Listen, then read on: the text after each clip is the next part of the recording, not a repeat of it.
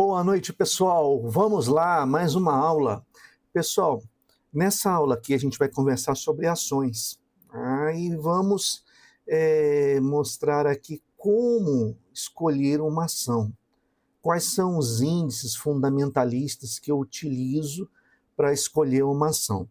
Pessoal, tem inúmeros índices e, para ser franco a vocês, eu fui deixando de usar muitos deles ao longo do tempo. No começo eu queria saber sobre todos, estudava todos, né? Mas chega um momento que você percebe que algumas coisas são mais dos mesmos, outros você percebe que é desnecessário, é procurar pelo em ovo, alguns não ajudam em nada, né? Então, não se fixem muito em índices. Eu vou passar aqui quais são os índices fundamentalistas que eu mais utilizo e como eu faço para escolher uma ação, ok? Vamos lá. Pessoal, eu uso o site do Investidor 10 e aqui existem algumas ferramentas interessantes, né? Quando vocês querem buscar, por exemplo, alguma ação, alguma coisa, vamos dizer assim, que não está tão na cara, ou você quer pesquisar dentre as ações qual aquela que mais te agrada naquele momento. Pois bem, aqui, ó, pessoal, em busca avançada de ações, aqui vocês podem escolher que índices, por exemplo, fundamentalistas, e colocar aqui, né? Aqui, por exemplo, eu clique em abrir filtro, você pode escolher qual o índice fundamentalista que você vai colocar aqui, e através dele você colocar os valores. Então, por exemplo, eu quero um PL de 18, de 18 a 100, ou de 18 a 44, um PVP de 1 e no máximo, por exemplo, 5, um dividend yield de pelo menos 6%, ó, entre 6 e 7%, o ROI, Return on Equity, pode colocar, por exemplo, uns 23, entre 36 e 34, e você clica em buscar, por exemplo, né? Aqui no caso acabou que nenhuma das ações conseguiram atender esse parâmetro. Lógico, eu fui exigente demais. Mas vamos ampliar isso daqui só para vocês verem a ferramenta buscando, tá? Ó, vamos lá. Só para vocês verem a ferramenta buscando. Percebe que agora começaram a aparecer as ações que interessam. Então aqui, pessoal, vocês podem escolher outros índices também, ó, VPA, valor patrimonial por ação, LPA, lucro por ação. Percebam que vocês podem colocar outros parâmetros e tirar alguns também. Então, por exemplo, vamos botar aqui, qual que não interessaria para a gente? Eu não quero me ligar muito a ROI, por exemplo, eu tiro. Não quero me ligar muito sobre preço sobre lucro, eu tiro. Percebam que eu posso editar aqui e aqui buscar as ações de acordo com o que te interessa, tá? Então, por aqui você faz uma busca geral, onde você pode filtrar determinada ação. Mas, por enquanto, vamos deixar isso aqui de lado, né? Eu quero passar para vocês outros parâmetros.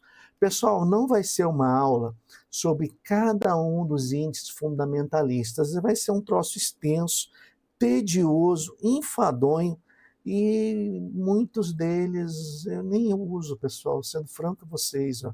Então, por exemplo, aqui, ó, margem EBITDA, EV sobre EBITDA, preço sobre EBITDA, é interessante, é um índice legal, você vê o EBITDA da empresa, mas eu mesmo não uso ele como decisão para os meus investimentos. Ele ajuda, não é decisivo. O ROI é até interessante, você vê o ROI da empresa, isso mostra quanto a empresa está eficiente, né? Mas também não é um índice fundamentalista para mim. Vamos lá, vamos pegar uma ação para ver, imaginando que eu tenha pego qualquer ação daqui, tá? Dentro da busca que eu fiz. Vamos imaginar, vamos pegar uma ação boa aqui para a gente utilizar ela como exemplo. BBAS3, né? Ação praticamente que é a estrela da bolsa aqui, né? Todo mundo conhece o Banco do Brasil, tá ruinzinho agora, tá passando um período difícil aí por causa de muita polêmica, né? Muita questão da taxação, da tarifação, né? Tudo isso daí está afetando o Banco do Brasil, então por isso que você está tendo esse gráfico aqui, essa queda que vocês estão observando aqui dentro do site do Investidor 10, tá? Mas isso aqui não é recomendação de investimentos, eu só estou comentando aqui alguns casos que estão acontecendo com o Banco do Brasil. Mas vamos lá. Primeira coisa que a gente tem que ver, pessoal, é o seguinte, né? Cotação aqui é o preço dessa ação hoje, R$ 22,50. Variação, 8 negativa ou positiva, vai mostrar o quanto que ela variou aqui, ó, com base nos últimos 12 meses. Então, ela teve uma variação de menos 8,30%. Ok? Vamos ver aqui, ó. Um ano, a gente tem aqui R$ 24,53. Pode perceber que ela está com 22,77. Então, realmente, ela teve uma variação negativa aqui, ó. Pode ver que está próxima, 7,95% ao ano. Então, aqui é a variação que você tem em 12 meses. PL, preço sobre lucro. Tá? Isso aqui, pessoal, ó, quando você põe o mouse em cima, ele mostra. Vou desenhar aqui para vocês. Ó. Deixa eu colocar o mouse de novo. Ó, preço sobre lucro demonstra quanto o mercado está disposto a pagar pelos lucros da empresa. Um PL de 2 significa que você está pagando R$ 2 para cada R$ 1 de lucro da empresa. Tá? Isso significa o quê? Por exemplo, 10,5 significa que eu estou pagando R$ 10 para cada R$ 1 de lucro da empresa. Isso aqui seria a quantidade de tempo que eu levaria para ter o meu retorno. Então, por exemplo, no Banco do Brasil, se eu comprar uma cota agora e esperar valorização em mais dividendos, eu levaria aqui, por exemplo, 10 anos para ter o retorno desse investimento. Preço sobre valor patrimonial. Esse aqui é bem parecido com o FII, significa quanto que você vai estar pagando pelo patrimônio da empresa. Então vamos lá. Se eu pegar todo o patrimônio de Banco do Brasil, todo ele, vender e dividir o valor por todos os cotistas, eu vou ter o valor patrimonial puro. E quando você compara o valor patrimonial perante o preço, ou seja, a cotação, aí eu tenho esse índice, preço dividido por valor patrimonial. Então, se, por exemplo, vendendo todos os ativos do Banco do Brasil, eu tenha conseguido R$ 22, então significa que eu estou pagando R$ 22,50 para cada R$ 22. A ação está cara. Porém, se o valor patrimonial tiver R$ 30, significa que eu estou pagando R$ 22,50 para cada R$ 30 da empresa. Então, nesse caso, a ação está barata. E a mesma coisa aqui, o raciocínio é o mesmo. Quando está abaixo de 1, significa que a ação está barata. Quando está acima de 1, significa que a ação está cara perante o seu valor patrimonial. Ok? Dividend yield, tá? Igualzinho, né, aos fundos imobiliários. Significa quantos por cento aqui que você vai estar ganhando de dividendos, né, dessa empresa aí ao longo de um ano. Vamos ver aqui na interrogaçãozinha. Dividend yield mostra o rendimento obtido por uma ação através dos proventos distribuídos pela empresa nos últimos 12 meses. Então, a cada 12 meses, ela vai pagar 7,52% em dividendos. E isso é bacana, pessoal. Isso aqui é um dos parâmetros que eu mais utilizo para decidir se essa ação vai para minha carteira ou não, já que meu DNA, vamos dizer assim, é dividendos. Então, eu busco dividendos, eu busco justamente a entrega de renda, de dividendos, né, da empresa. Esse é o meu parâmetro principal, mas não é o único. As ações têm que entregar dividendos para mim. Se não entregar, eu provavelmente não estarei com ela na carteira. Ou se eu estiver, vai ser por outro motivo. Aqui nós temos as cotações, 5 anos ou 10 anos. Aqui é importante falar, já mostrei lá na aula de fundos imobiliários, mas é bom mostrar aqui também. Quando você está em cotação ajustada, significa o preço da ação, ou seja, o preço da cota, mais os dividendos. Então, o dividendo entra na jogada aqui também para mostrar o gráfico da cotação. Quando você vai para a cotação padrão, aí você está vendo ela sem os dividendos. Pode ver que não tem muita variação não, mas por quê? O Banco do Brasil tem subido bastante aí a sua cotação. Então você vê que o gráfico está meio que uma escalinha, mesmo na cotação padrão ou na cotação ajustada. Ok? Aí aqui, pessoal, uma comparaçãozinha na rentabilidade, 1 mês, 3 meses. Isso aqui é legal, mas não é com base nisso que eu decido alguma coisa, não. Ok? Bom, aqui, pessoal, eu tenho os indicadores fundamentalistas, né? Os índices fundamentalistas aqui da ação. Quais são os índices aqui que eu presto atenção? Então vamos lá. Quais são os interessantes? PL, que é o preço sobre lucro, aquele que eu já falei para vocês lá em cima, ok? Então, no caso, R$10,05, né? Você tá pagando R$10,05 para cada R$1 da empresa, né? R$1 de lucro da empresa. Preço sobre valor patrimonial, isso aqui é interessante para você decidir, você verificar se você vai estar pagando barato pela ação. Isso aqui é um índice bacana porque ele te dá uma certa segurança. Se houver liquidação na empresa, você estaria no lucro se ele estiver abaixo de 1. Não é bem assim, tá, pessoal? A liquidação depende do motivo que houve a liquidação, mas se simplesmente os sócios majoritários, os donos da empresa, resolverem encerrar a empresa na bolsa, em tese você estaria no lucro, mas não é bem assim que funciona. Existem outros fatores envolvidos aí, mas ele te dá uma certa segurança quanto à ação estar barata ou cara, tá? Junto com o PL. O PL também, trabalhando os dois juntos, ajudam você a saber se uma ação está cara ou barata. Dividend yield é o quanto ele vai pagar de dividendos ao longo do ano, ok? Payout. Payout é interessante, pessoal, não é um parâmetro para você decidir quanto você vai estar, se a ação vai para a carteira ou não. Mas o payout é quanto que a empresa vai retirar do seu lucro e devolver em forma de dividendos para os seus acionistas, né? Então, quanto maior o payout, significa que ele está entregando mais do lucro da empresa para os acionistas, ok? Pessoal, isso aqui e isso daqui junto te denunciam algumas coisas, né? Então, por exemplo, você vê que uma empresa está com um payout muito alto e um dividend yield muito baixo, significa que ela pode não estar lucrando tanto assim e ela está se esforçando muito para entregar dividendos para os seus acionistas, né? Então a gente não pode olhar o payout de forma pura. Ao contrário, se você tiver um dividendo alto aqui, imagine, por exemplo, 15% de dividendo, um sonho, né? E um payout de 20%, significa que a empresa está lucrando horrores, está lucrando muito, e só 20% é suficiente para te dar um dividendo bem gordo aqui com relação à empresa. Então, lógico, a gente tem que ver também o valor da cotação, se a empresa está barata ou cara, de acordo com o P sobre VP e o preço sobre lucro. Percebam que você tem que olhar todos os parâmetros juntos, ok?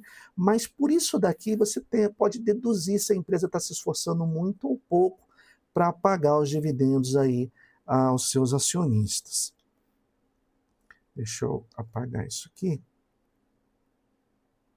para não ter confusão. Certo? Seguindo. Outra coisa que eu uso também aqui, não, EBITDA é legal, mas eu não uso ele como um parâmetro decisivo. Isso aqui, ó, valor patrimonial pela ação, lucro por ação. Isso aqui te dá também uma ideia de quanto que você está pegando em valor patrimonial para cada ação que você está comprando. O lucro por ação, o que ele mostra para a gente? Se a empresa tiver acima está com um valor positivo, significa que a empresa está tendo lucro, ela está lucrando com a ação. No caso aqui, ela está lucrando por cada ação R$ 2,24. Porém, se o lucro tiver negativo, então tiver menos R$ 1, significa que a empresa está tendo prejuízo. Então, ela está perdendo R$ 1 para cada ação, ok?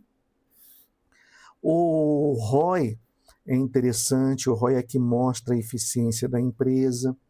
Então, desses índices fundamentalistas, estes são os que eu mais utilizo. O resto, pessoal, eu não me fixo muito porque não é muito interessante para a gente, mas eles também não são tão decisivos assim. Eu vou simplificar isso mais ainda lá no final, mas saibam que existem esses índices e estes daqui são os que eu mais utilizo para decidir se uma ação iria para a carteira ou não. Não puramente eles, mas eles ajudam, né? Moldam para a gente um perfil da empresa e a gente tem um pouco mais de segurança quanto ao lucro dessa empresa, quanto ao que esperar de dividendos, o que esperar de lucro dela aí nos próximos anos, ok? Vamos mudar aqui. Deixa eu apagar aqui. Bom, aqui eu tenho também o índice de Basileia do Banco do Brasil. Tá? Aqui você pode, por exemplo, comparar ela com a média do setor. Então, média do setor, no caso, o setor bancário, né? Que é o setor dessa empresa e que é onde essa empresa trabalha. Podemos ver que perante a média do setor, ó, a empresa até que tem ido bem. Agora ela está um pouquinho mal das pernas por causa daquilo que eu falei, né? Tem uma situação política aí que está afetando o desenrolar dela e também acaba afetando o lucro da empresa. Então, comparando com a média do setor, ela está realmente mais baixa que seus pares. Aqui, pessoal, esse gráfico é muito importante. É através dele que eu vou calcular aqui se essa ação vem para minha carteira ou não, e principalmente com o índice que a gente vai mostrar aqui, eu calculo o meu preço teto. Tá? Quanto que é o preço teto? O quanto que eu vou pagar por essa ação? Vou mostrar aqui para vocês, ok? Primeiramente, o que a gente tem que ver aqui. Deixa eu apagar. Ó, por exemplo, em 2024, o dividend yield dela foi 10,75%. Em 2023, 8,2%. 2022, 11,92%. 2021, 7,84%. Aí aqui a gente pegou um período de vacas magras, ó, 3,8 em 2020, pandemia, né? 2019, 4,82, 3,26 em 2018, aí tem influência política aqui, 2,96%, 2017, 2016, 2,65%, mas antes de 2015, ó, 11,42%. Mas o que é interessante aqui a gente vê no caso do Banco do Brasil, os dividendos são constantes, estão sempre sendo pagos aqui, ok? Obviamente, dependendo de quanto você pagou na cotação, se você pagou barato, você tem um dividend yield on cost. O que é isso, dividend yield on cost? Quando você compra ações baratas, vou resumir bem, tá, pessoal? Quando você compra ações baratas no passado, você pagou muito barato pela cota e hoje a cota ela dispara no preço, significa que você comprou às vezes duas, três, quatro ações pelo preço de uma. Então, é como se você tivesse o dividendo que você ganhou daquela empresa aqui sendo multiplicado ao longo do ano, porque pelo preço de uma, você ganhou 3, 4 ações. Lógico que não é ações, né? Na verdade, você tem o quê? Se você tem uma ação aqui, você continua tendo uma ação aqui. A diferença é que o valor que você ia desembolsar para comprar essa mesma ação aqui é 3, 4 vezes mais caro do que você comprar no passado. Então é como se você tivesse comprado 3, 4 ações pelo preço de uma. Na verdade, não é. Mas o preço que você pagou aqui, por exemplo, se você pagou 10 centavos, ele vai estar gerando o mesmo dividendo hoje se você tivesse comprado a R$ 10. Ou seja, você pagou 10 centavos e está ganhando um dividendo de um lucro de R$ 10. Né? Então, gente, isso é o dividend yield on cost. Né? Você está multiplicando seus dividendos ao longo do tempo, conforme o preço e o lucro da ação vai subindo, os dividendos também vão aumentando, e, no entanto, você comprou a ação muito, muito barata lá atrás. Essa é a multiplicação feita pelo Dividend Yield on Cost, ok? Então, pessoal, sempre quando você compra ações lá no passado, quando vai passando o tempo, esse dividendo vai sempre ficando mais gordo, vai sempre ficando maior conforme a ação vai subindo e aumentando o preço. Por isso que a visão de ter carteiras, de ter ações numa carteira de dividendo é muito bem-vinda também, porque esse fator multiplicativo ao longo dos anos conta muito, certo?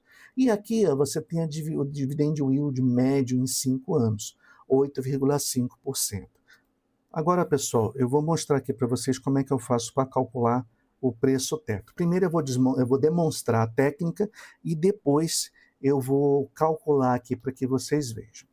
Primeira coisa que vocês têm que fazer é mudar aqui, ó, de dividend yield para dividendos pagos. Quando vocês fazem isso, o site passa a mostrar para você em reais quanto que a ação pagou naquele ano. Quando você está em dividend yield, ele mostra o percentual em dividend yield. Tá? Então, vocês vão mudar aqui para dividendos pagos. Então, por exemplo, em 2025, até agora, foi R$ 1,12. 2024 foi R$ 2,60. Então, vocês vão fazer o quê? Vocês vão pegar de 5 anos retroativos esses valores. Então, 2024, 2023, 2022, 2021, 2020, ok? Vamos pegar 5 anos retroativos aí. E aí vocês vão somar esses valores. Vamos somar aqui na calculadora para que vocês vejam. Ó, primeiro ano, R$ 2,60 mais R$ 2,27 mais R$ 2,07 mais R$ 1,13 mais R$ 0,74. Tá? Isso deu R$ 8,81. Aí o que você vai fazer? Você vai fazer a média disso daqui. Como é que você vai fazer? Pegar a soma de tudo e dividir pelo número da soma, que no caso são 5. 1, 2, 3, 4, 5. E aí eu vou dividir esse valor aqui por 5. Eu vou chegar em R$ 1,76. Deixa eu anotar aqui. Ó, R$ 1,76 é a nossa média, ok? Perfeito. Agora o que eu vou fazer? Eu vou pegar esse 1,76 e dividir ele por 6%. Como assim? 6% é o mínimo que eu tolero, né, que eu aguento, essa ação me retornar em dividendos ao ano. É o que eu espero que essa ação me retorne dividendos ao ano. Então, eu vou dividir por 0,06, 6%, ok? Então, eu vou ter um preço teto de, ó, preço teto de R$ 29,36. Esse aqui, pessoal, é o meu preço teto. É o quanto que eu tolero pagar nessa ação. Então, se a ação estiver abaixo de 29,36, perfeito, a ação está barata se a gente levar em conta o nosso retorno com dividendos, certo? Por que 6%? Porque 6% é o mínimo que eu espero de que uma ação me dê ao ano em dividendos. Se a gente baixar para 2%, 1%, lógico que esse preço teto aqui ele vai modificar. Mas 2%, 3%, de repente você está sendo engolido aí pelo IPCA, pela inflação. Então, uma margem de 6% é um retorno bom de se esperar dessa empresa em termos de dividendos, ok?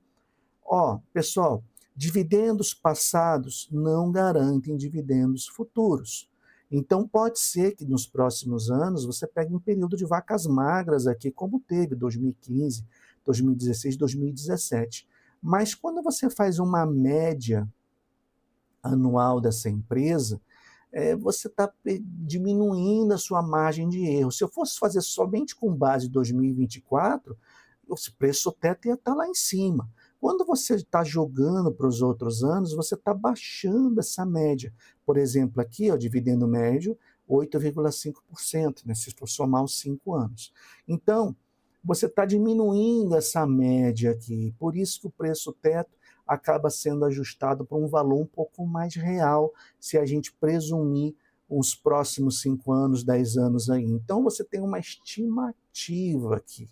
Tá? Não é garantia que ela vai continuar pagando os mesmos dividendos, não é garantia que ela vai continuar lucrando, mas é uma maneira que você tem de estimar aqui até quanto você pagaria nessa ação. Então, no nosso caso, R$ 29,36, certo? Seguindo aqui, pessoal, tem uma parte interessante também, ó. Quando você clica no máximo aqui, você pode ver o que aconteceu nessa empresa aqui ao longo dos anos. Normalmente, pessoal, o que acontece? Vou botar aqui como pulo do gato aqui para vocês também. Um dos pré-requisitos para a ação estar na minha carteira é 10 anos de lucro consistente. Então, se você olhar aqui, por exemplo, 15,91 bilhões de lucro, 2024, 29 bilhões, 2023, 33 bilhões, 29 bilhões. Então, você vai vendo aqui quanto, ó, que é a parte roxa não, azul, né, do gráfico aqui. Depois você tem payout e dividend yield. Aqui você pode ver dividendos e tal. Então, uma coisa que faz com que a ação vá para a minha carteira é justamente ter pelo menos 10 anos. E se a gente olhar aqui, ó, 1, 2, 3, 4, 5, 6, 7, 8, 9, 10. Então, ó, 10 anos ela teve, e bonitinho, lucrando. Esse aqui é o preço teto do Bazin, né? Tem que ser assinante para desbloquear isso daqui, mas acreditem, pessoal, aquela técnica que eu passei para vocês, ela vai dar um valor, eu acho, na minha opinião, bem mais fidedigno com o real retorno dessa empresa. Aí aqui, pessoal, tem que comparar um comparador de ações, né? Comparando a empresa com seus outros pares, eles colocam uma estrelinha aqui em quem está ganhando de acordo com o parâmetro demonstrado. Ó, é legal isso aqui, mas também não é decisivo, pessoal. Eu vou falar agora no final o que é decisivo para mim. Ó, tem que ser assinante para desbloquear os 10 anos, mas vamos comparar aqui, ó, a cotação dela com outros índices, ó, Ibov, que é o Ibovespa, IFIX. Vamos comparar com o CDI. Ó, pode ver que o Banco do Brasil também ganhou do CDI num espaço de 5 anos. Vamos ver o IPCA. IPCA então nem se fala, né, pessoal? IPCA é inflação. Pode ver que ela ganhou fácil da inflação. E IDIV? IDIV é o índice de dividendos. Ó, pode ver que ele também ganhou, inclusive, do IDIV, né, das ações pagadoras de dividendos da Bolsa. Então, o Banco do Brasil ganhou até dela. Isso aqui é legal para você ter uma ideia se o ativo está vencendo outros índices de mercado. Aqui você vê um pouco da história da empresa, é legal, né? Você conhecer um pouco da empresa, saber o que ela faz, com o que ela trabalha. Então, ler isso aqui é interessante para você entender um pouco da empresa, ok? Aqui você tem uma leve informação contábil da empresa, ó. Valor de mercado, 128,89 bilhões, valor da firma, patrimônio líquido, 182 bilhões, número de papéis em circulação, 5 bilhões, bem maior que um fundo imobiliário, né, pessoal? Ativo, 2,54 trilhões, ativo circulante, 2,28 trilhões. Então, aqui você tem uma explanação rápida, contábil da empresa. Ó, aqui, a região onde o Banco do Brasil, no caso, gera receita, pode ver que grande parte, 94%, é dentro do território nacional, 6% em outros territórios, né, outros países. Aqui você tem um negócio que gera receita para o Banco do Brasil, então bancário 94%, seguridade 3%, outros 3%. Aí aqui você tem outros parâmetros aqui. Receita e lucros, isso aqui é legal, põe no máximo. Aqui você pode ver, ó, se a empresa está tendo receita líquida. O verde é a receita líquida e o traço aqui é o lucro líquido da empresa. Percebam, pessoal, que ela gera muita receita, gera muito caixa, né? E isso aqui é interessante, esses são os parâmetros que eu mais olho numa empresa. Se ela está tendo lucro, se ela tiver 10 anos de lucro consistente, é o principal parâmetro que eu olho. Aí aqui, pessoal, evolução do patrimônio, né? Você pode ver, ó, aqui o patrimônio da empresa, o verde é a receita líquida e o laranja é o lucro líquido. Aqui você tem uma apuração melhor, um gráfico melhor aqui para você ter uma ideia disso. Isso aqui que é legal, pessoal, porque você vê que o patrimônio da empresa está sempre crescendo, ó. Então é uma empresa que está crescendo ano a ano. Isso é muito legal, pessoal. Isso mostra que a empresa é sólida, é bacana. Pessoal, o que eu utilizo como decisivo, né, como fundamental para definir se essa ação vem para minha carteira ou não? Em primeiro lugar, lucro. Então, como eu disse, 1, 2, 3, 4, 5, 6, 7, 8, 9, 10. Tem que ter 10 anos aqui, ó, de lucro consistente. E ela teve. Lógico, crescer patrimônio é bom, gerar receita é legal, mas tem que ter lucro. A empresa está lucrando durante 10 anos. Primeiro parâmetro, ok, já definem a ação como boa para se ter numa carteira. Segundo ponto, pessoal, é que esse negócio da empresa seja um negócio perene, um negócio estável, um negócio que, independente da crise que o Brasil passe, esse negócio não sofre, não deixa de existir. E quais são esses negócios perenes? Se você olhar hoje em dia, você tem o que? Setor bancário, então bancos. Quando eu falo banco, pessoal, eu estou querendo dizer bancos grandes. Então, Itaú, Bradesco, Banco do Brasil, Santander, bancos grandes, são os bancos que eles chamam de gato gordo aí, né? Os bancos tradicionais. Banquinho pequeno, fintech, pessoal, eu passo longe. Eu nem olho, nem perco meu tempo e eu nem tenho na carteira. Porque não é um banco que se demonstrou perene, estável ao longo dos anos. Alguns bancos estaduais são legais, por exemplo, Banestes, tem muita gente que tem carteira, eu não tenho, mas é um banco que estava muito famoso até uns anos atrás, aí ele estava entregando bastante retorno. Então tem Banrisul, então tem alguns bancos aí que, se você estudar um pouquinho, ainda vale a pena, mas eu prefiro os bancos tradicionais, tá? Então, primeiro, setor bancário, depois, outro setor perene, elétricas, no caso, transmissoras, tá? Geradoras, algumas são interessantes, e as outras que ficam de frente com o cliente, são aquelas que entregam o serviço perante o cliente, essas você tem que passar longe. Porque essas daí sofrem processo, tá o tempo todo enfrentando problemas, tem que ficar vencendo a licitação e volta e meia tá perdendo. Então essas aí, pessoal, olha, vocês descartam, é um setor da elétrica que não vale a pena. Agora, o setor que realmente é o setor bacana e perene é o setor de transmissão, são as transmissoras. Então, como exemplo, Taesa, Isae, são empresas interessantes para se ter em carteira, porque elas são de um setor estável, não é dica de investimento, tá, pessoal? Não é aconselhamento de investimento. Estou falando aqui a título de exemplos, ok? Bom, outro setor também que é perene, vamos lá, bancário, elétricas e o setor de seguros. Então, por exemplo, Banco do Brasil Seguridade, Caixa Seguridade, Porto Seguro. Por que o seguro é interessante? Seguro, pessoal, é uma coisa que você paga todo mês, tá?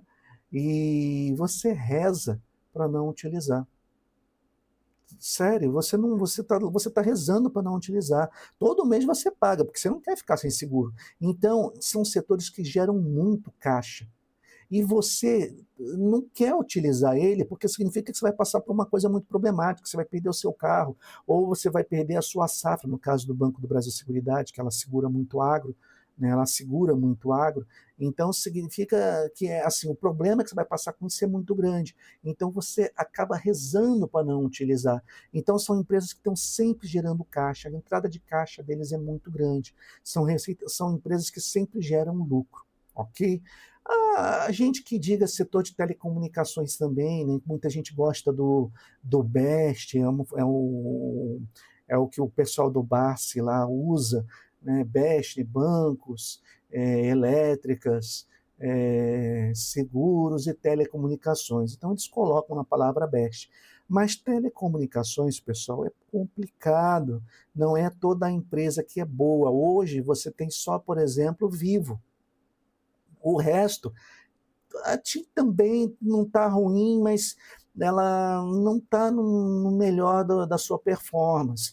Então, assim, e Vivo, volta e meia, às vezes, pega um período ruim ali, muita concorrência entre eles, sabe? Depende muito da Anatel, depende de muitas dessa parte que é quase também influenciada por políticas. É um setor que oscila demais, então eu não considero um setor muito perene assim para se investir, ok? Então, telecomunicações, pessoal, deixa de lado, eu não considero um setor perene. Os outros, para mim, são setores perenes. Então, você vê aí, primeiro lugar, o lucro, segundo lugar, ser um setor perene, e aí, terceiro lugar, por derradeiro, é justamente isso aqui, pessoal, ó, dividendos. Então, se ela paga dividendos com constância e ela tem uma oscilação baixa nos dividendos. Banco do Brasil, por exemplo, teve uma alta oscilação aqui, ó, nesses anos, mas logo depois voltou. Pessoal, assim, há de se considerar, já que é um banco que é muito influenciado pela política, né, e tem um bracinho político ali complicado, então há de se considerar que ela possa passar períodos de necessidade. Mas, no geral, em longo prazo, ele acaba compensando por outros fatores. Aí você tem que botar na balança. Então, esses três fatores, para mim, são fundamentais. Tá? Primeiro, lucro líquido consistente durante 10 anos. Segundo, um setor perene. E terceiro, dividend yield. Ser uma boa pagadora de dividendos, tá? Constantemente entregando dividendos. Eu olhando esses três fatores, eu já tenho 90% aí de certeza que ela vai para minha carteira. Aí, lógico, você pode olhar os outros índices que eu comentei com você, pode ver esses outros índices aqui, eles ajudam, mas não é decisivo. Se ele estiver acima de 1, por exemplo, mas estiver barato perante o meu preço teto é fundamental para decidir quando eu vou comprar, não é se eu vou comprar. Se eu vou comprar, são esses parâmetros aí. Então, lucro líquido, setor perene e dividendo yield. Lógico, a gestão da empresa também ajuda, pessoal. Então, você vê que a gestão é boa, são pessoas responsáveis, não tem falcatrua. Isso daí ajuda muito na sua decisão. Mas os três parâmetros, para mim, são fundamentais. Tá? Preço sobre VP, por exemplo, ele pode estar acima de 1, isso aqui não vai ser fundamental. Mas se meu preço teto estiver abaixo, aí é a hora que eu vou comprar. Que eu vou comprar já está decidido. A hora que eu vou comprar é se ela estiver abaixo do meu preço teto. Perceberam, pessoal? É assim que eu decido uma empresa. Vamos fazer que nem eu fiz no fundo imobiliário? Vamos pegar uma empresa, vou pegar uma empresa aqui que eu sei que está muito ruim das pernas, pessoal. O IBR já foi decretado falência e tudo dela, tá? Dividend yield zero, você já viu que não vai para a carteira. Nem se ela tivesse boa, né? 10 anos aqui, ó, olha o que aconteceu com a cotação. De R$ 467 foi para 0,31. Está na ajustada, vamos para padrão, vai. E o pessoal nem abre, ó. Abre. Cotação padrão. Ó, 400 e poucos reais, 31 centavos, né, que foi quando ela teve a decretação da falência aí. Olha aí quanto você ganharia ao longo dos anos. Aí chega a ser cômico, pessoal. É triste, né? Porque eu tenho amigos que investiam bastante na Oi. Eu morri com umas açõezinhas da Oi lá. Acho que 73 ações, né? Ainda devo ter isso daí em carteira. Eu comprei uma querelinha e deixei ali só para ver o que ia acontecer. Pode ver que eu comprei poucas ações. Preço sob lucro, né, 0,3, e você vê, ó os parâmetros horríveis, pessoal, ó. Não tem condição, a margem EBITDA, 117. Você vê que os parâmetros dela são horríveis aqui, os índices fundamentalistas, pessoal, mas como eu falei, isso aqui para mim não é tão decisivo assim, né? Vamos seguir, vamos ver outras coisas aqui, ó. Olha o payout, né? Olha só prejuízo, pessoal. 10 anos de lucro, mas nem sonhando, só prejuízo. Ó, prejuízo, prejuízo, prejuízo. Então aqui você já corta a ação. Olhou, prejuízo, já corta, deixa ela de lado, passa para outra, vai analisar outra empresa. Aqui, ó, comparação nos índices com outros setores, ó, aqui, aliás, com outros índices, né, com Ibov e FIX. Olha que desastre. Você vê que já cortei a empresa lá em cima, tá, pessoal? Já não paga dividendo, já está fora, e você vê que ela já teve prejuízo, então está fora. A empresa você nem precisa parar para analisar os outros parâmetros. Olha aqui, ó. E o pior é que ela tinha uma geração de receita. Olha só que legal, pessoal. Aí no último ano, infelizmente, né, 12 meses aí, a geração de receita pífia. Mas o prejuízo, olha o lucro líquido dela, só prejuízo, mas ainda gerava receita. 9 bilhões de receita, com 10 bilhões de receita. Percebe, pessoal? Então estava muito mal administrada aí, uma empresa que estava muito mal gerida. Infelizmente, é triste, tá? Você vê isso, quantas pessoas dependiam dela, empregos e tudo mais, né? Muito mal gerida, muito mal gerida. Ó, evolução patrimonial, pode ver que só caiu nos últimos anos, ó. Patrimônio dela, aqui é patrimônio negativo, pessoal, significa que a empresa já não tem mais nada, todo o patrimônio dela virou pó, ela não tem mais o que vender, a empresa não tem o que barganhar, então realmente é falência, não tem o que fazer. Pode ver que ela foi se desfazendo de patrimônio para tentar arcar com prejuízo, ó, e não conseguiu, né? Caminhou para a falência. Então, pessoal, viu como é fácil, como é tranquilo você avaliar uma empresa? Pessoal, eu fui muito sucinto, eu fiz uma análise somente o que? Com os índices, ok? Mas é muito importante, pessoal, vocês olharem a gestão da empresa. Tá? Se a empresa tem histórico de desvio, de falcatrua, se tem histórico desse, você já tem que botar uma marcação ali que essa empresa provavelmente não vai para a sua carteira. Tá? Esse é um primeiro ponto, olhar o histórico, olhar o espírito da empresa, né? O que a empresa busca, ver o que o CEO fala. Tudo bem que o CEO vai fazer muita propaganda da empresa, o CEO da Oi vai falar bem da Oi até hoje, tá? Mas você tem que sentir o que esse cara está falando para você e perceber ali nas entrelinhas as mensagens que ele vai te passar. E aí olhar também o histórico dela, olhar o que essa empresa fez ao longo dos anos aí, se ela está tendo muito problema, se os clientes gostam dela, se é uma empresa bem procurada, né? E tudo isso daí você tem que estar olhando para avaliar se a empresa é boa ou não. Se ela é uma empresa que ela valoriza o investidor, valoriza o sócio minoritário, então está sempre entregando dividendos, está sempre pagando dividendos para a pessoa. Isso daí é interessante você ver. Isso daí você vê justamente aqui, ó. Cadê os dividendos? Aqui você vê que nem tem dividendo porque ela não está entregando, pessoal.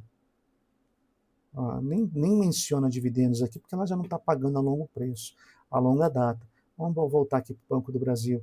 Então, se é uma empresa, por exemplo, ó, que tem entregue dividendos todo ano, bonitinho, né? Tudo bem que alguns anos entrega um pouco, mas depois você vê que ela compensa. Então, se você vê que ela está valorizando o pequeno investidor, é uma carteira legal, é uma ação boa de você ter em carteira, certo? Isso aqui é interessante você ver. Pessoal, espero que tenham gostado do vídeo. Um abraço e até mais.